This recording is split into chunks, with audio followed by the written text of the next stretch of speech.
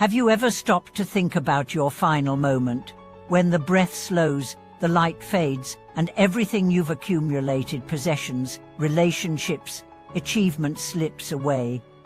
Welcome back to the channel. Today, we face the ultimate truth, death. But not with fear or gloom, instead, with clarity and courage. Because the moment you begin to understand death is the moment you truly begin to live. In this world, we spend our lives chasing after things that perish, wealth that can be stolen, status that can be lost, beauty that fades. We obsess over success, comfort, and recognition, believing they'll bring us peace. But when the shadow of death appears, none of these can accompany us. The only thing that stays with us is our consciousness, shaped by our thoughts, actions, and inner realizations. The Tibetan master Dilgo Khyentse Rinpoche once said, "When death comes, remember your teacher and his guidance." Simple words, yet they encapsulate the essence of the Buddhist path: awareness, devotion, and wisdom. To truly face death is to stand naked before eternity, and those who have prepared, not with material things but with inner clarity, meet that moment with peace, not panic. We often believe spiritual practice is something we do in a temple, while sitting on a cushion, far removed from real life, but true practice is lived. It happens in your daily thoughts, your emotional responses, your choices in difficulty. Every moment is an opportunity to awaken. Every breath can be either a step toward liberation or a deeper entanglement in delusion. Consider this: what makes a wise person wise?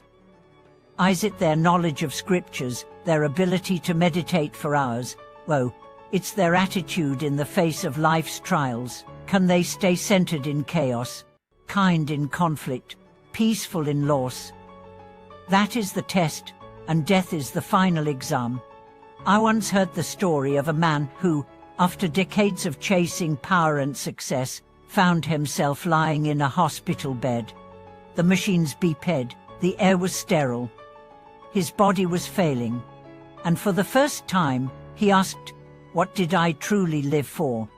He realized he had lived in constant fear of not being enough, of not having enough. In those final days, he sought the counsel of a monk. The monk told him, "It's never too late to return to your true self." That man spent his remaining time in reflection, prayer, and connection with loved ones. He didn't escape death, but he embraced it and found peace. What changed? His perspective. He stopped grasping and started surrendering. This is what spiritual masters mean when they say, practice starts now, and not tomorrow, not when life gets easier. Now when you're distracted, stressed, confused, because now is all you ever have. Death doesn't announce itself. It doesn't wait for your convenience. So don't postpone awakening. Start small. Start with mindfulness. Start with gratitude. Start by questioning, who am I really, beneath the roles I play? True spiritual practice isn't about escaping life, it's about engaging with life so deeply that even death cannot shake you. When you face death consciously, you transform fear into wisdom. You begin to see what matters. You stop living on autopilot. You prioritize love, truth, integrity. And that changes everything. There's a powerful image in Tibetan Buddhism, the Bardo, or intermediate state. It's said that between death and rebirth, the mind experiences visions shaped by one's own karma. If the mind is trained calm, clear, fearless, it navigates the Bardo like a lucid dream. But if the mind is chaotic, filled with attachment, anger, or confusion, it gets swept away like a leaf in a storm. This teaching isn't meant to scare you. It's meant to empower you, because how you live is how you die, and how you die influences how you're reborn. So let me ask you, are you preparing for your final breath, not by writing a will or planning a funeral, but by cultivating your heart? Are you letting go of grudges? Are you expressing love while you still can? Are you living in alignment with your deepest values? If not, why wait? Another story, a woman who spent her whole life caring for others. She had no formal education in Buddhism, but she lived with compassion. She forgave easily. She gave generously. At the end of her life, she faced cancer. The doctors were amazed she smiled even in pain. When asked how, she said, "I've made peace with everything. What more can I ask?" Her death was gentle. Her family felt uplifted, what devastated. Her legacy was love, not sorrow. You see, spiritual practice isn't about becoming someone else. It's about remembering who you've always been: pure, luminous, free. But to remember that, you must remove the layers, the fears, the resentments, the lies. That's the work. That's the path. And it begins by facing death, not as an enemy, but as a teacher. When you live with death in mind, your life becomes radiant. Every moment counts. Every interaction becomes sacred. You stop wasting time on trivial pursuits. You speak more truthfully. You love more fiercely. You laugh more freely. You forgive more easily.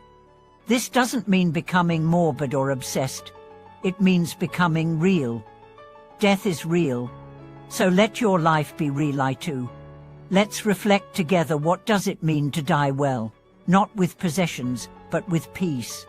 Not with fame, but with forgiveness. Not with regrets, but with realization. Can you imagine meeting death like an old friend? Can you imagine letting go without clinging, smiling instead of trembling? It's possible. Masters throughout history have shown us. Some passed away in meditation, others surrounded by loved ones, some in silence, others chanting. But all had one thing in common: they prepared while alive. They didn't wait. Neither should we. So let this be your reminder: you are mortal. But that's not a curse, it's a gift. It means you have urgency. You have purpose. You have the chance, right now, to choose wisdom over distraction, love over fear, presence over procrastination. Today, make one change. Let go of one grudge. Say one heartfelt apology. Sit quietly for 5 minutes. Chant one sacred phrase. Help one stranger. Do something your future self or dying self will thank you for.